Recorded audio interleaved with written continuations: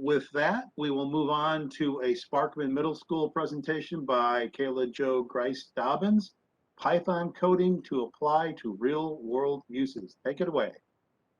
Well, mine's actually Furia Labs as well. I'm actually a Furia Labs ambassador because I attended one of their seminars last year and fell in love with their products so much that I told anybody that would listen about it. And I've written any grant I could find to try and get enough for my class to where every student can try all the different ones they have.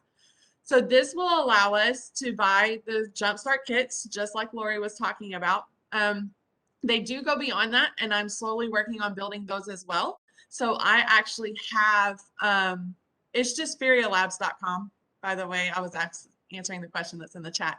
Just furialabs.com, and it's in Madison. They're fantastic people, as Lori was saying, and I can help. I train. I'm actually a trainer on their software as well, and their technology. But I'm buying 50 of these Jumpstart kits so that we can have them for all grades. And then they'll eventually they'll start with this in 6th grade and 7th grade, and they'll build on them, and they'll eventually go to where they're using their codecs and their micro bots to where they actually are coding bots that move around. It is fantastic, and I love their curriculum. It is Python based. I love that there's actual things that they can attach to the microbits more than you can do with code.org. Because you can actually move the microbit. It's physical, it's kinesthetic, and I found that my kids were a lot more interested when I brought my kit that I had last year to show them the physical microbit rather than just what was on the screen. They thought it was just something fake, and when I brought my actual one, they actually got really interested, and I only had one. So this will allow my class to have a whole set so they can practice and learn the Python coding. You can go to the next slide. And then they will code in the code space, which I absolutely love. It does have the LED lights in it.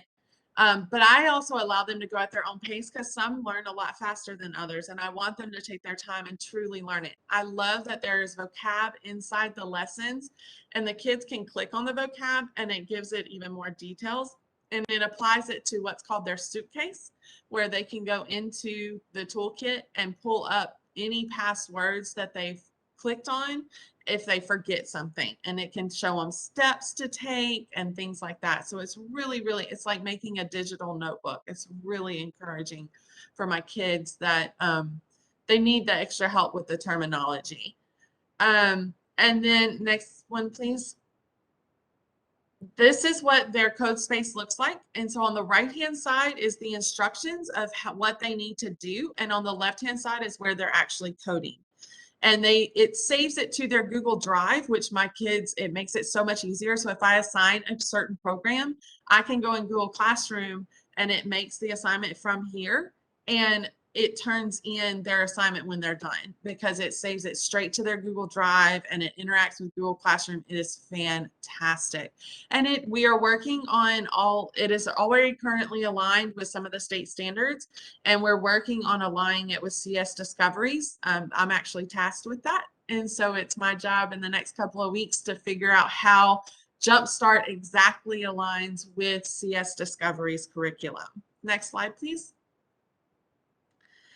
This on the left-hand side is the actual Codebot. And so that's the robot that my kids will code eventually and move it around the room. But on the right-hand side is the Jumpstart kit. And there's actually 2 microbits in there, and there's some speakers in there. And so they can hear it, they can make music with it, they can make it do heartbeats, they can do LED lights to where it flashes things. I've had them play games with it. I've taught them I tie in a lot of math with it, like probability and such.